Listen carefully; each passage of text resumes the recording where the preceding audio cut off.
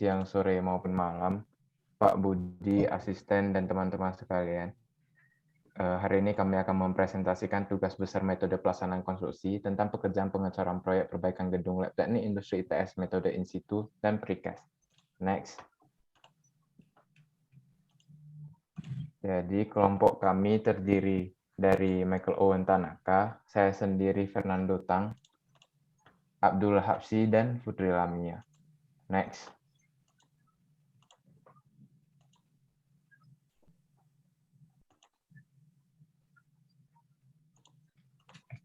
Jadi konten yang akan kami jelaskan itu terdiri dari gambaran umum proyek, pekerjaan yang ditinjau, metode in situ, metode precast, dan komparasi metode dan kesimpulan. Next. Jadi yang pertama itu gambaran umum proyek. Jadi proyek yang akan ditinjau itu adalah gedung lab teknik industri ITS.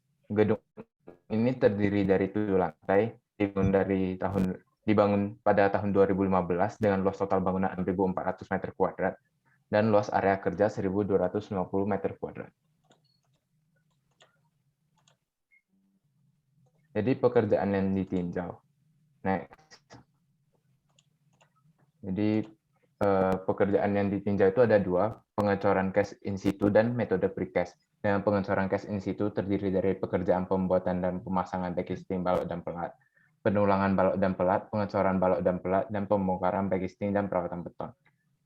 Dan metode precast terdiri dari pekerjaan balok pracetak, pengangkatan balok pracetak, pemasangan balok pracetak, pekerjaan pelat pracetak, pemasangan tulangan atas dan kait, dan pengecoran overtopping. Next. Yang pertama itu metode in situ.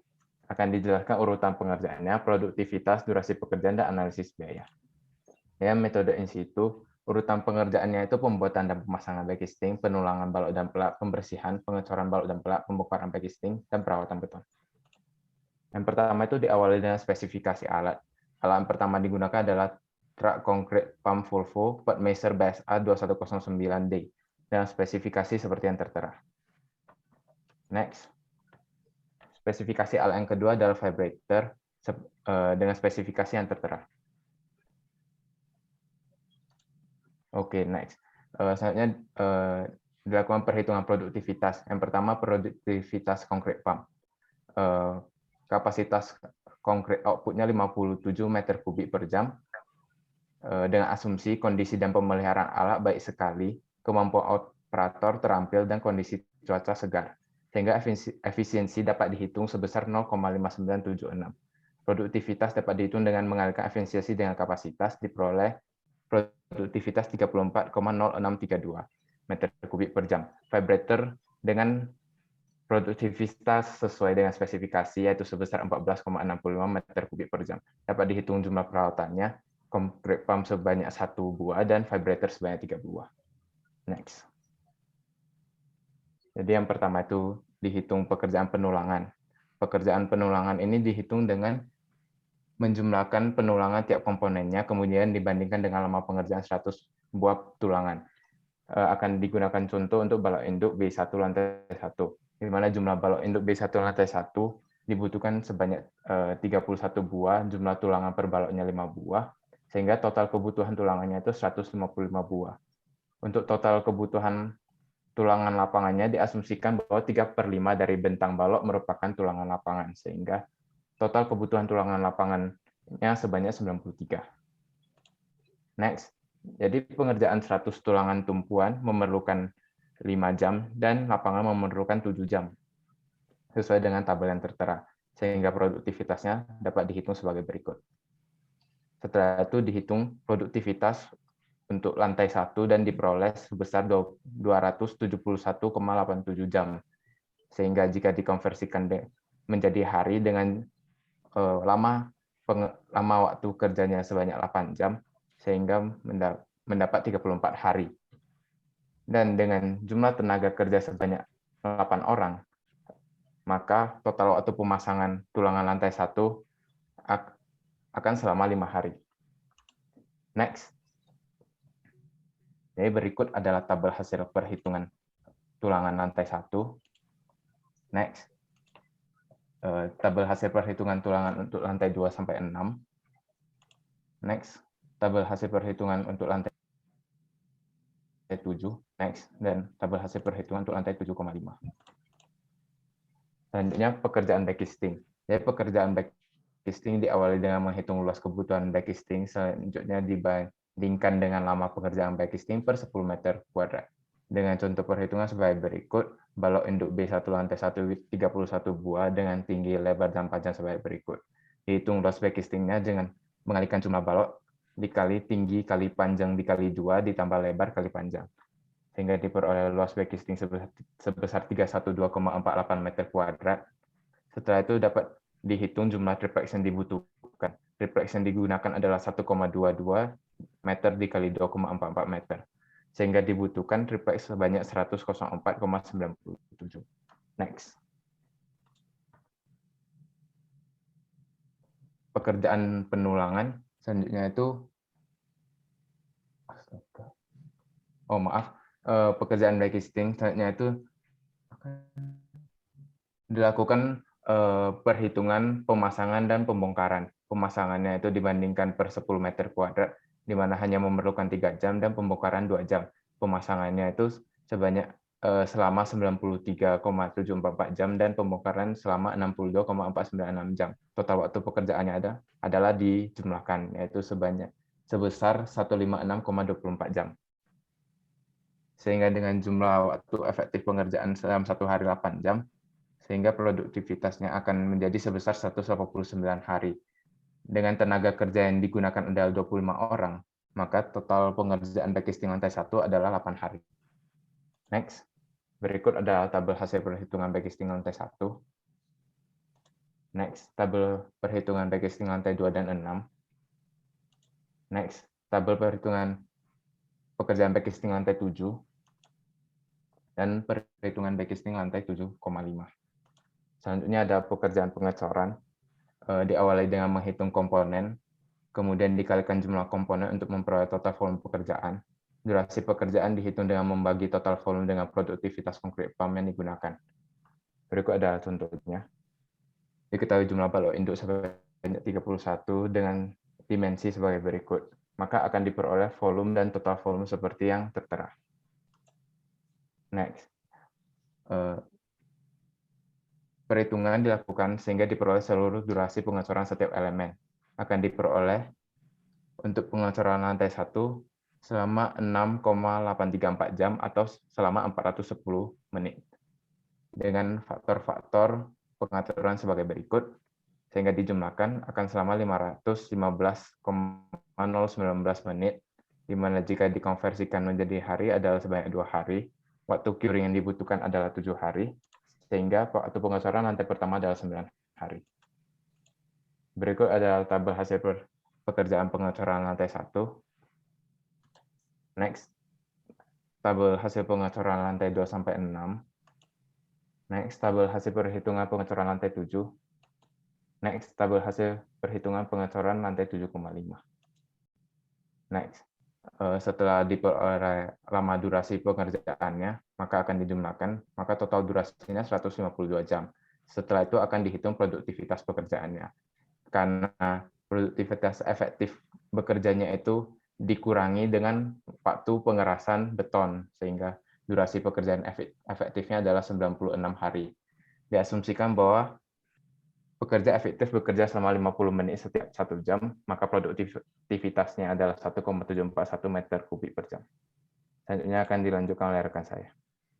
Oke, selanjutnya adalah analisis biaya. Di dalam analisis biaya ini ada 3 pembagian, yaitu ada biaya material, biaya alat, dan biaya pekerja.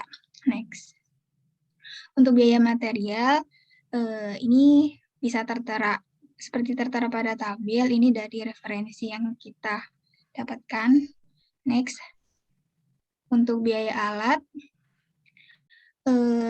biaya alat untuk sewa konkrit pumpnya itu 5.500.000, untuk operatornya itu 194, sewa vibratornya itu 300, dan udah include sama operator, dan bahan bakarnya 6.500. Nah, terus selanjutnya harga satuan ini dikali koefisiennya yang berupa durasi pekerjaannya dan juga dikali jumlah alat, didapatkan hasilnya sebagai berikut.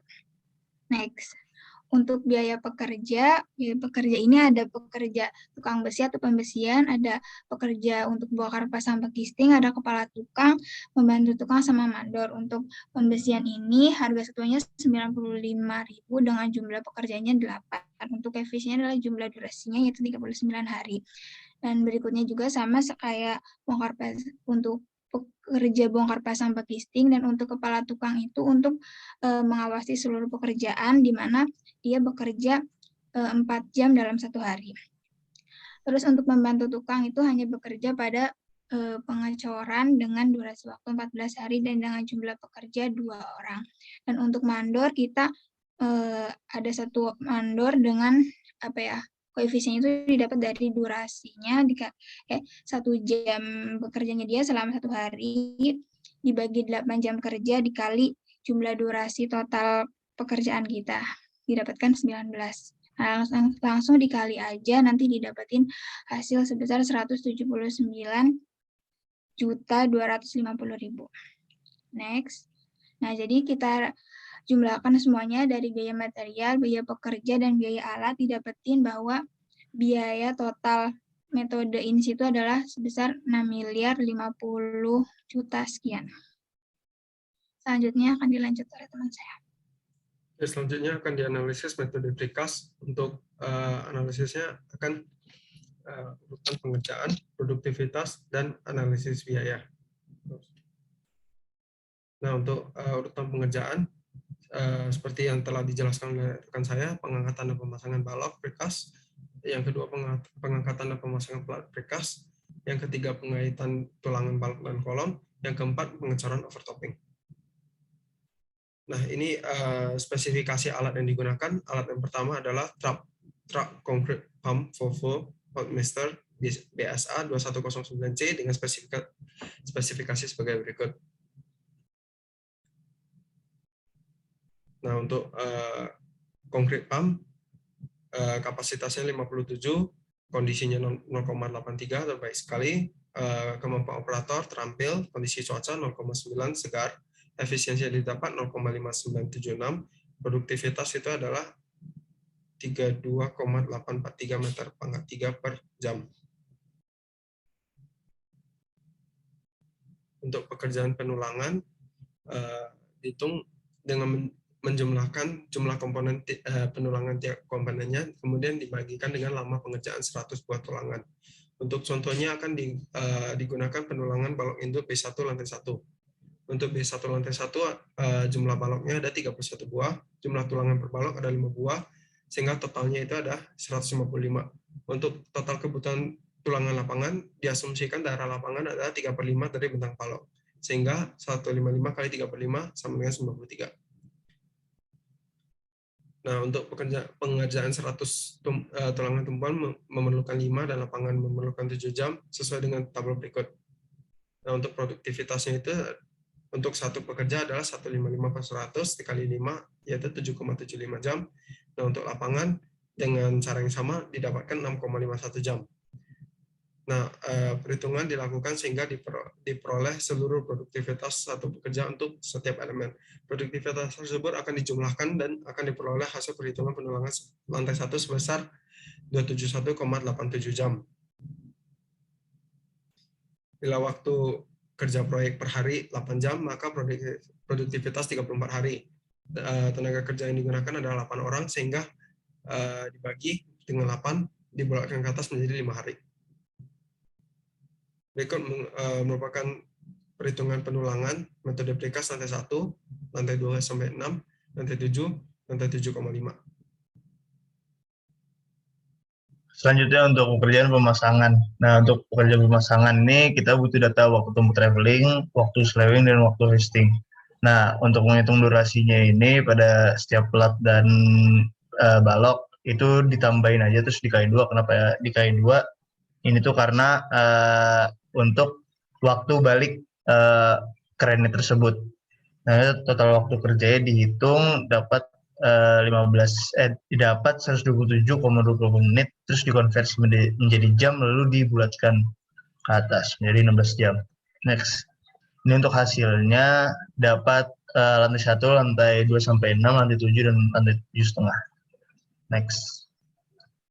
Selanjutnya, ini untuk menghitung produktivitas pada metode precast.